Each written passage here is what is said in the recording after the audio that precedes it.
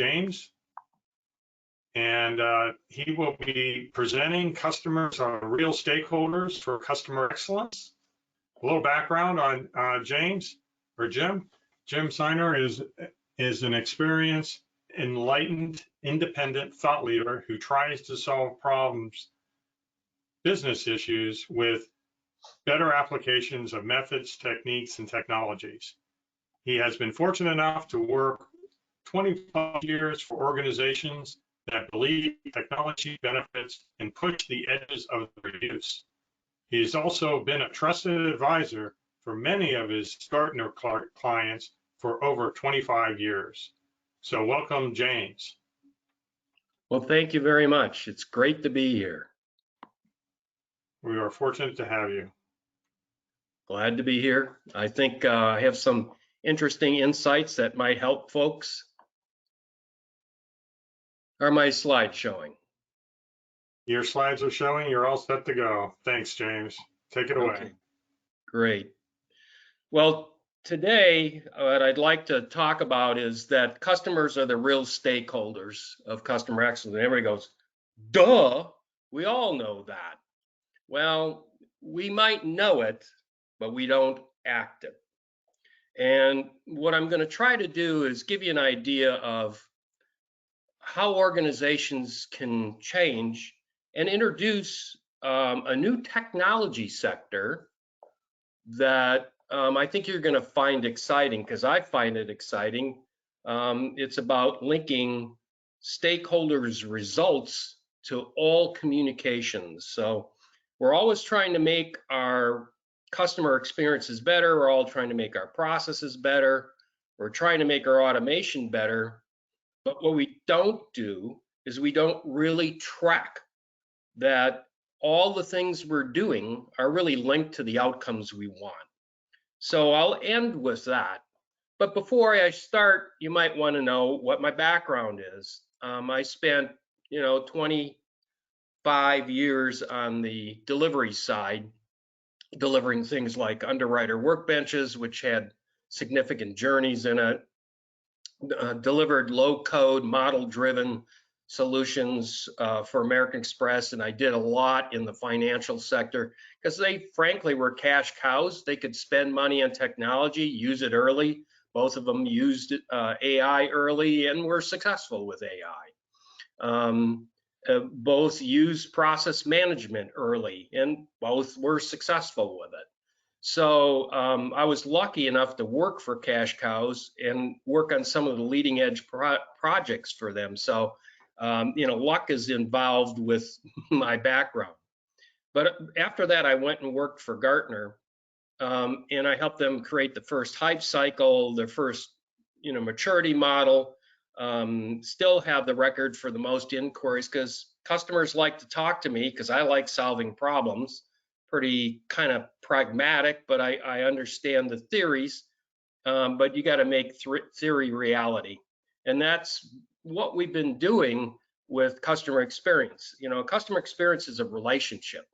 You wouldn't treat your significant other like you treat your customers. I'll guarantee you, he or she or they will not be around.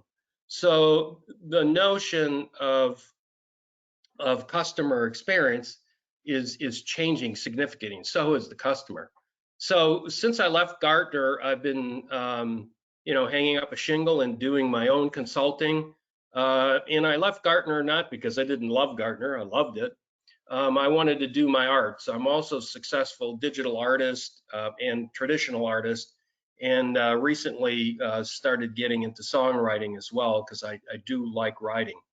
But my strengths come from both data, because people older in my career would say, oh, he's a data guy.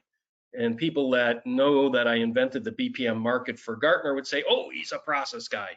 Well, we need a better data fabric, and we need better processes, and we need them tied to our journeys. So let's start out with the premise. Organizations are really designed to work against customers. We designed our organizations to be an industrial age, deliver a service or a product for money. Well, yeah, you need customers to collect the money, and you need customers to define the service or product, and you need them to buy it. So, that's obvious, but how are we really acting? Well, first, our organizational view of the customer journey rarely has a proper scope. We think that our company at our doorsteps, that's the journey, balderdash. Processes likely start outside and stop outside our organizations. Customers have very significant goals. Our processes, our journeys in our companies are meant for us. And we try to give them a kind of a nice experience, but not really.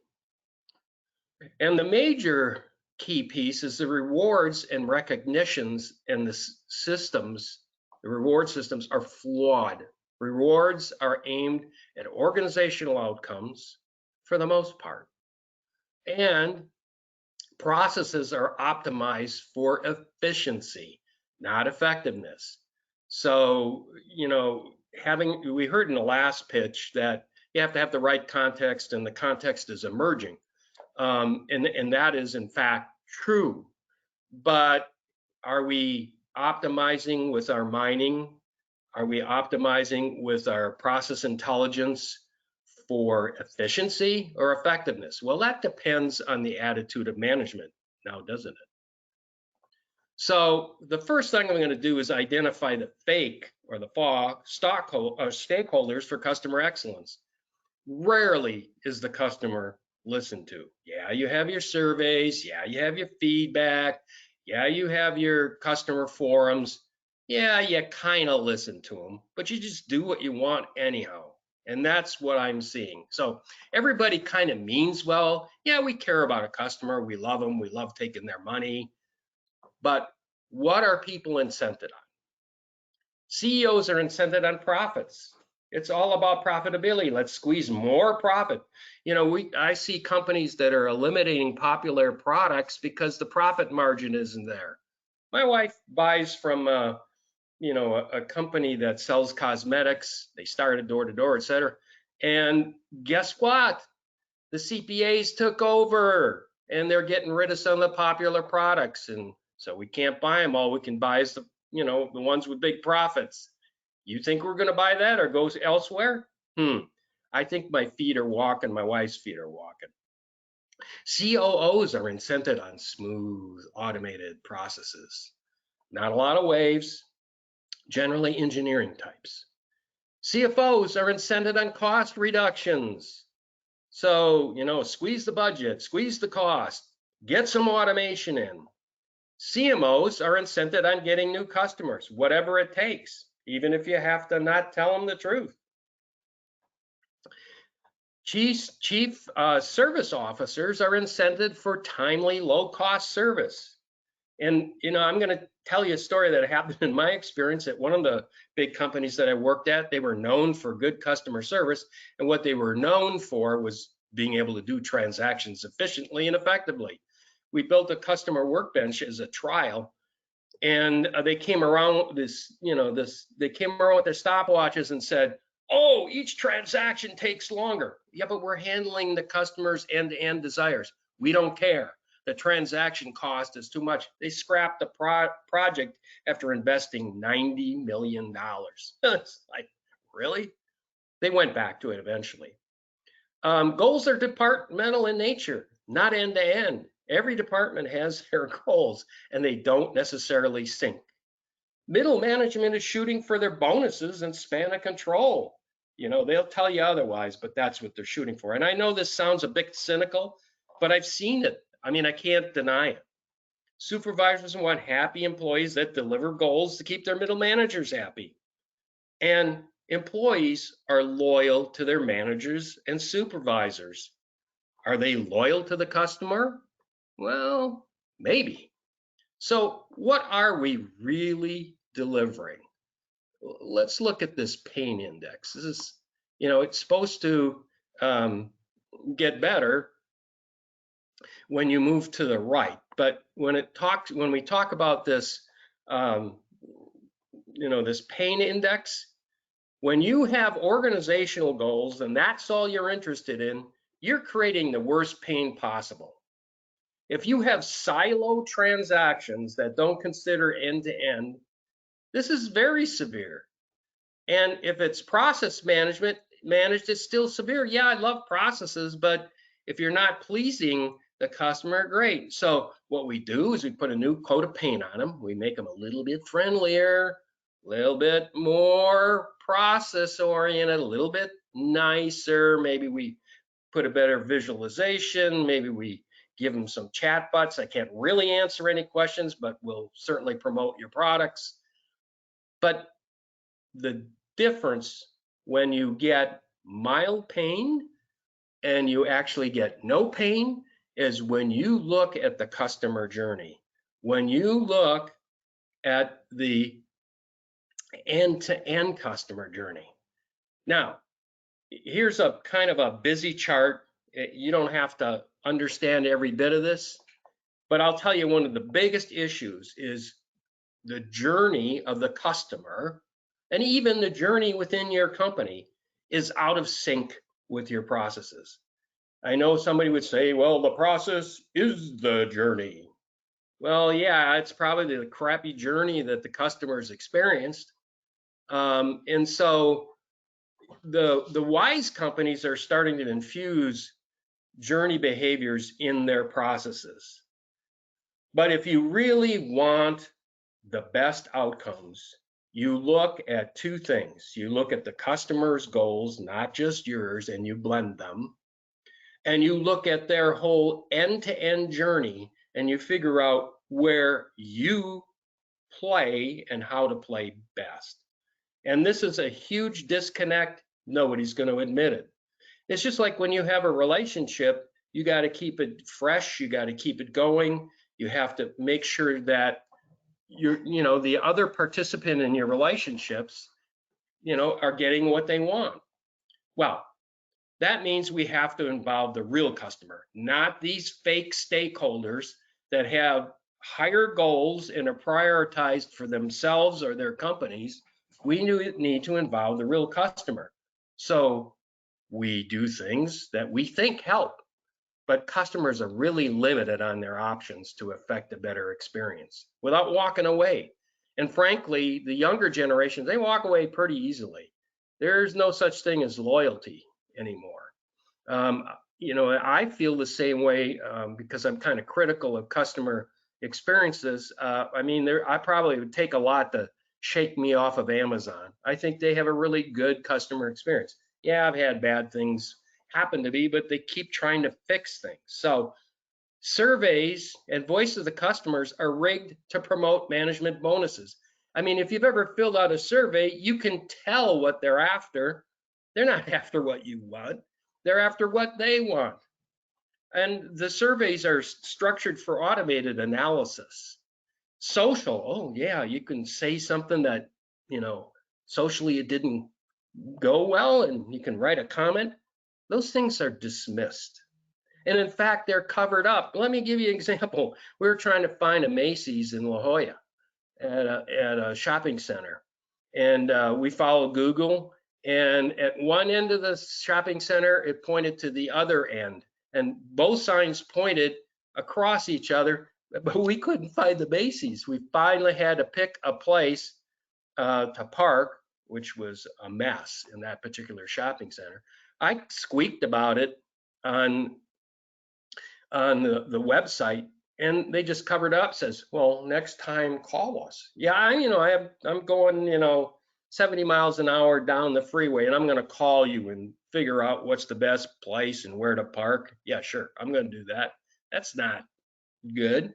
So they like to cover up and displace and blame something else. Well, it's really not us.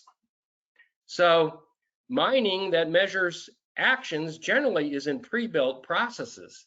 What I liked about the Abby presentation prior to mine was they were talking about emergence. Things are changing. Things are evolving. And empathetic employees really have no power. Are you going to go against your boss? Are you going to go against your reward when you got a house payment and a car payment and you're paying for braces for your kids? No. And so, empathetic employees really have no power unless they don't care about their raises, but there aren't too many of those, or their job. And often minor discounts are given as bribes, thus increasing costs. I mean, I can tell you, I'm pretty active as a customer, and when they do things right, I give them lots of credit. When they do things wrong, guess what? They try to bribe me. I would rather just treat me right. So there's a belief that customer excellence just costs. Well, actually, that's not true. If you do it right, you get increased revenue, you get satisfied customers, and you get lower costs. But you have to focus it the right way. And I think this is probably one of the more pragmatic charts in my presentation. This shows that pain index that I showed you earlier. And then it also shows level of service. If you are in this red zone, you're not going to get to the green zone easily. You're going to have to take it a bit at a time. So if your company has great service, but it has pain, that's the zone of faith. I think this company is going to eventually figure it out. If you have poor service and real pain, you're in that zone of despair. You got to knock it up a notch to get into that caution area. And you can see that there are different zones that customers end up in depending upon their pain level and what kind of service you're trying to give them. Nobody's going to argue that we all should love our customers, but we sure don't treat them that way. I mean, I should love my wife, and there's times when she tells me I do it wrong. So, what are the proven methods that work to deliver customer excellence? And keep in mind, you need to involve customers. If part of your customers are the people in government that are making the rules, you need to include them. Well, the first thing that organizations need to do, and it's not a one-time thing, and I think this is the mistake on this one, is the notion of a North Star alignment. And what that is that's a strategy that says, these are the things that are important to us. What are our strategic objectives? And under this economy, are they the same as when we're under a COVID economy? Is it the same when we're in hyperinflation? Is it the same if we're in hyper disinflation? What initiatives are driving your objectives? Do you have the right initiatives on the table? Was it a political trade-off that determined the company's initiatives, depending upon who could talk the loudest and who had the most rising power? And how are you measuring success? We talked a lot about emergent measurement, but that was of operations. There's measurement of the strategies. There's actually predictive capabilities for the strategies to talk about the opportunities, the threats, and the outcomes. So North Star alignment is important. And there are organizations that can help you with these. I'm just giving you a basic flavor, but Steve Towers runs some excellent sessions. There are other people that do, Mark McGregor as well. Outside in strategy. What industry are you in? What business are you in? What are your competitors doing? What are the main touch points to your processes and your journeys?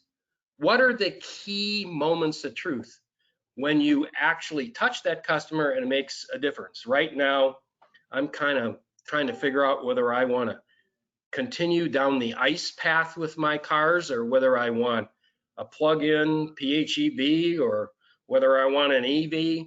And I'm checking all kinds of, websites for cars and doing research and all kinds of stuff. I'm having a hard time getting answers. It puts all the work on me. And the chatbots are saying, when can you be in our showroom, or when are you going to make an order? It doesn't really look at it from my perspective. Redefining customer outcomes. Well, who is the real customer? Are we doing things that we don't need to for some of the customers? What are the customer's expectations and real needs? And by the way, customers these days have significant expectations, well above what you can imagine. So what are their needs? What have we done? What is success now? You need to create a customer performance landscape. What are their goals, and do our processes support them? You have to look at that realistically.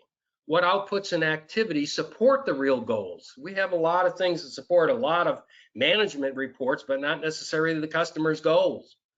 What work is being done? What's being done with great customer interaction? Is that a measurement, or is it what gets lost in the process?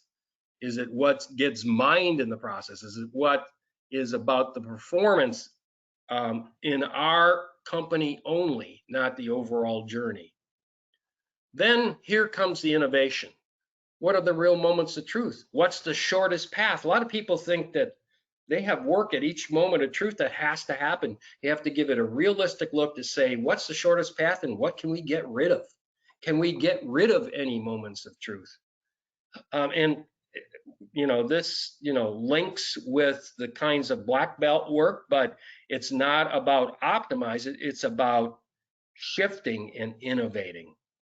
Can we try new approaches? Can what's you might consider unrealistic, what can be adapted? So there's a Canadian company that was getting all kinds of power outages because their electrical towers were coming down because they were getting blanketed with ice, and all they could do is react when a tower went out.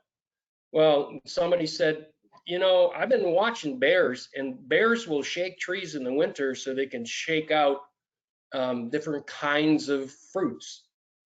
Imagine a company saying, well, what if we put fruit on our towers and get the bears to shake the ice off our towers? Now that's kind of weird, but it worked. What are the new experiences that are going to delight customers? What migration strategies allow effective change? And after you get good, and by the way, you don't have to do all these. I would suggest that you do these and do them in order, but you might have a different cycle. So you have to create a real customer experience lifecycle framework. You have to have a methodology. And you'll know in some cases to skip the steps. If you've already done your North Star alignment and you're outside in, well, maybe you just need to hone your goals. And the last piece is aligning smarter processes. And we saw an example of that with Abby's, mining and predictive behavior. How to align with smarter processes and aligning to the journeys. Now, we are moving towards smarter processes. It's got to happen. Discrete processes and actions just don't work anymore. You have to recognize the emerging patterns and events, and you have to respond to that, and you have to look end to end, and you have to look at how resources are being leveraged, utilized for those moments of truth. You have to consider multiple contexts, and you have to recognize emergence. And if you have to recognize emergence, the next thing you got to do is act on it, make decisions, do adaptable reuse. This is where processes are heading. Now, this is probably my most important chart, gets at my heart, and that is we need to bring together the real customer journey with our processes. Yeah, we can craft better front ends. Yeah, we can add customer-friendly features, but we need to infuse the journey behaviors in all of our processes. We have to know the context in which our processes operate. So, the example is the travel example.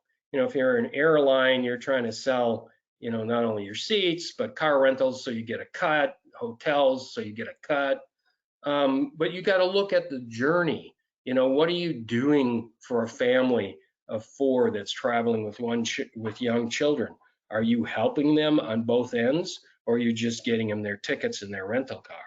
So you need to optimize in the customer's conditions and goals. So we need to promote customer results as a priority. And here's an example, of old gen and new gen. The old gen likes to talk to a service person. I like talking with people. The younger people, hey, they want to do it on their phone. So what we need to do is take our resources and make them smart. We have to take our customers and make them smart. We have to have bots that give them wisdom, that give them information, that give them knowledge about their account, about the products. I mean, I can't find a lot of information on the products I want to buy about EVs and PHEVs. I haven't made that decision yet. Billing wisdom, what has happened in the past. Technical wisdom, oh, I'm having problems. Customer wisdom about how do you treat them. I mean, how many organizations that are doing sentiment analysis off of voice and video? Very few. Boy, there's an opportunity. That was a customer service. Here's another one where you have a trader making trades for you for your portfolio. Everybody's worried about their retirement or their kids' college or saving for a house. And that means that you have portfolio goals and you have yield projections and you have all of these agents or bots assisting the trader or assisting you in your trades. It's changing. So, journey of business process management technologies. As you notice, processes are getting smarter. They started with, modeling and then simple execution. And then they started adding standards and visibility. And then they started adding dynamic rules and low code.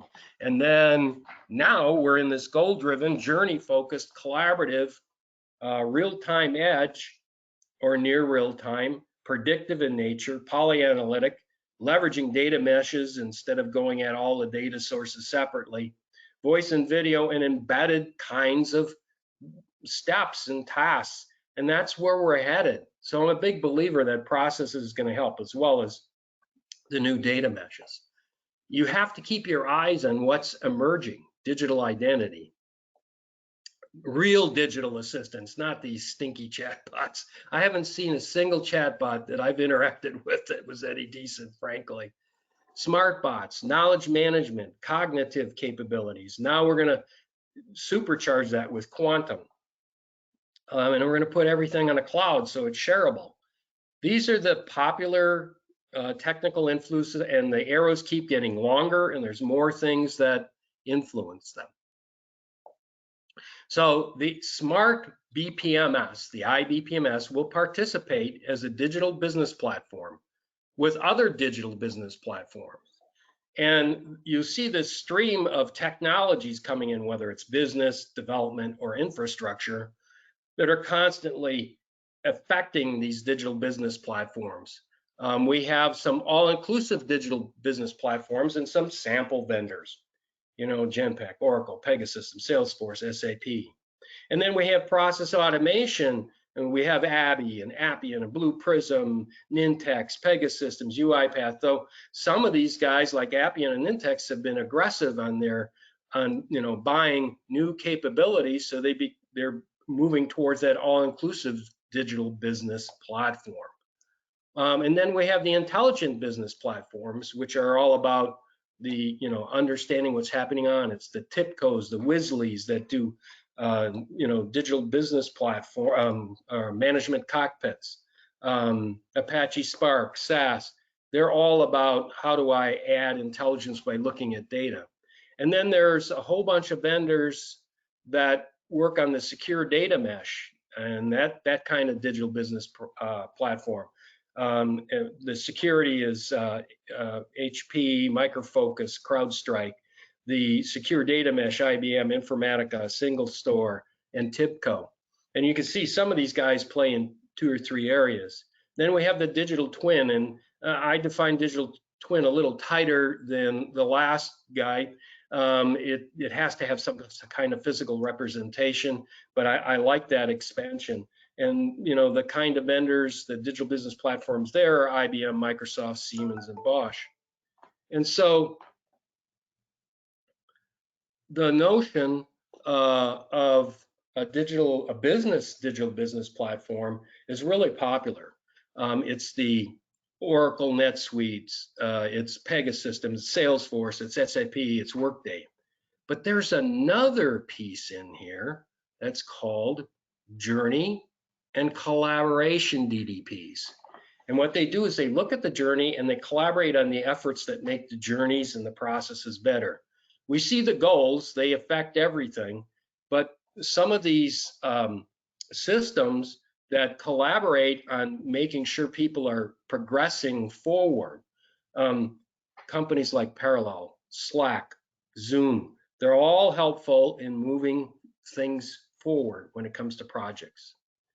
So I'm introducing this new area, and you may have seen some writing on my blog about this, but we believe customers are the key stakeholders. Their goals have to be represented in every communication. Every communication, every email, every collaboration needs to be linked to stakeholder goals. So in order to do that, you have to have a technology that links these goals to pertinent communications and initiatives. It has to have a priority for customer-focused stakeholders. It has to have goal-driven visibility. You have to see how these communications are helping the initiatives that are driving the results the stakeholders want. Collaborations that are focused, not willy-nilly, not here, there, whatever. I mean, how much of your time do you spend trying to sort out which communications are important? You probably spend a lot of your day doing that. Communications are aggregated, integrated, embedded, and linked. And then there's a shared repository of support content for leverage. And there's a graphical support for various views of these support processes. Here are some vendors that are good at this. It's a new area, keep your eye on it. Parallel, WorkPath, KnowledgeWork, StratApp. They claim to link all or most of their communications, with the stakeholders' goals. I mean, this is really strong stuff. I'm real excited about this particular area. Well, I'm ready for questions. I hope I got you to think a little bit different and hopefully generated some thoughts. Thanks, James. Very enlightening. Wow, very powerful. Lots of questions coming in. I think there was a question early on, goes back to earlier discussions on the path. Somebody commented, I think Joe commented, I was just working with a director training company that looked like they definitely were in the zone of despair. Terrible when you see them destroying customers. Any comments to that? Well, I think everybody has goodwill for taking care of the customers. But I think you have to talk to the customers to figure out where that despair is coming from. And if you're not willing to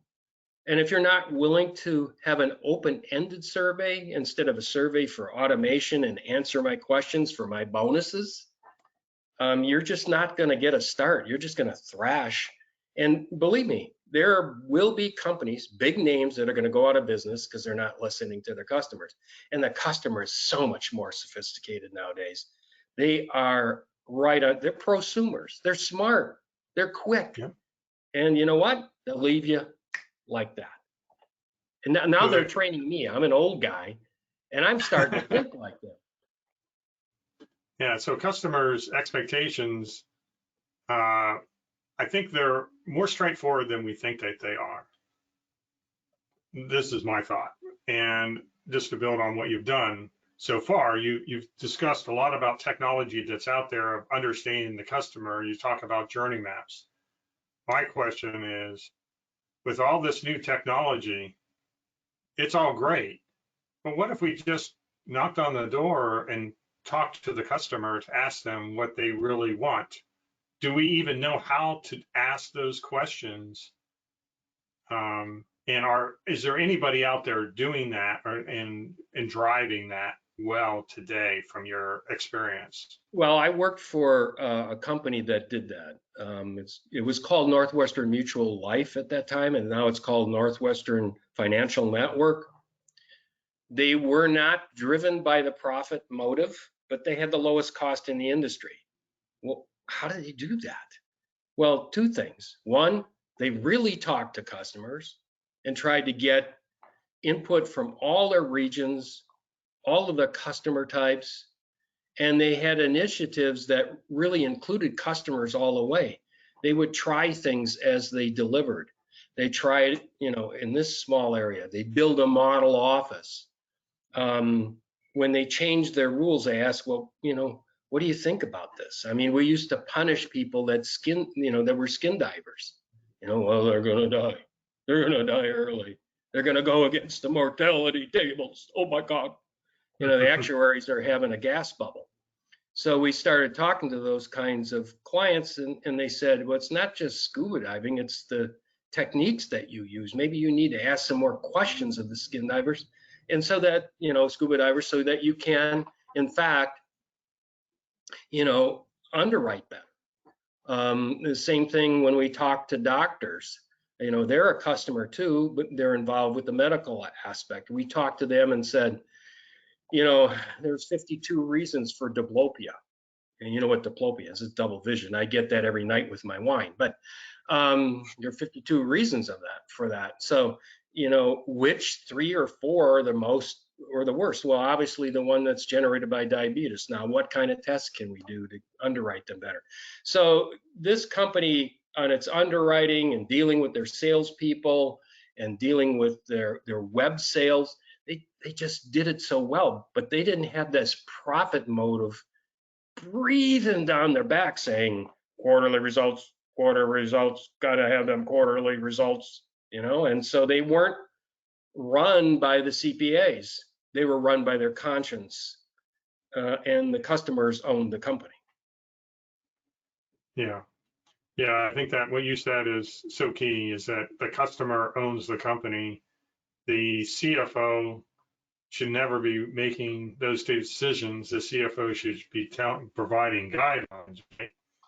They shouldn't be making the customer decisions. That's why you have a CEO. Yeah. Well, the CEOs are influenced by numbs. Oh, better numbs. Yeah. Yeah. That's the struggle now, because that may be a bit influenced by Wall Street. And just a wee bit. Just a wee bit. So I have another question here. Organization goals are so opposed to customer goals, as we just talked about. How do you propose reconciling them? Well, I think what you need to do is, if you have a strategy of your organization and you start thinking outside in, you're going to be looking for those balanced goals where everybody wins. So we could, you draw a Venn diagram, organizational, customer. Where do they intersect? What can I do in my processes to make that happen? That's a great place to start. And I think also a great place to start is by linking all your efforts to what the customers want, what the goals are. Now, I take it to the level that every communication should be that, but you got to start somewhere. Start with the initiative. So you start with journey maps with the customer? I would say, but real journey maps, not at your doorstep journey maps. Yeah, in the customer's 4 walls, so to speak. Real what are these journeys? Get the their scope journey, right. and then where do you fit in that journey? Not your journey and not their journey. So you have to really go into the customer and say, what's your journey? Which they often say, why do you care? Because we want to understand where we fit in, right? Yeah, but there are always customers that are your fan, that you can go to the customers that you feel like you have a good relationship with, that you can talk to. Just like before you get linked up with, your significant other, you go to the friendly people. You don't go to the ones that say no, right? Mhm. So you try to talk to those people that you have a good rapport with, and you work there. You know who those people are. In fact, some of them are probably famous within some companies. Oh, Joyce this, whatever her name happens to be. She suggested this. I think she's got a point. Excellent, excellent. So another question, isn't the whole world into automating? So, again, I think it comes back to that earlier question of automation versus understanding. Yeah. How do you balance with today's expectations, the board expectations that you have to be doing some of this somewhere? You know, any Yeah, I call that the temptation of the French fry. Everybody loves French fries. Everybody loves McDonald's French fries. I can't go and have French fries anymore because it ends up on my waist. So what you've got to do is concentrate on the automation that's going to pay off. It's awfully tempted to save money. It's also tempting to look at where the nums are changing. You have to make sure that it's not just your nums that are changing, it's the customer's nums that are changing. the Do win-win. you on the customer service calls, how often do you hear your competitors' names? Are you doing voice recognition to hear your competitors' names? Well, I have a cable company. I hate them. I just hate them. And I keep mentioning I'm going to cut the cord. I keep mentioning that they're competition. I keep mentioning I can't wait for 5G so I can get rid of them. And guess what? All of a sudden, some of the prices went down. Interesting. All of a sudden, they're treating me a little bit different. They didn't need to before because I was a captive customer. So at-risk customers, finding Yep, them and finding the addressing them. at-risk customers. And I'm at risk with everybody that has me as a customer better watch out. I think I'll join you on that committee there. I don't feel like I get treated with respect. I feel like the Rodney Dangerfield of customers. Yeah, definitely. So I think we're wrapping up now. I don't think there are any more questions at this time. I thought your presentation was fantastic. I loved it. Thank you so much for sharing so much with us today. Fantastic presentation. Words can't be enough to, Well, to thank you. I express. appreciate it. You made my day. Not going to go and tell my wife that getting up at 6 in the morning was worth it. Thank you. There you go. All right. Thanks, James. Take care. You have a Bye-bye. great one. All right. So thank you, James. And James will be signing off. And as he's turning off his monitor, we'll be wrapping up this segment. And at the top of the hour, we'll come back speaking with Jason Ruda on emotional intelligence empathy, the key to Uber immersive user experience. So we'll see you at the top of the hour. Take a break, grab a coffee, and we'll see you then. Thank you.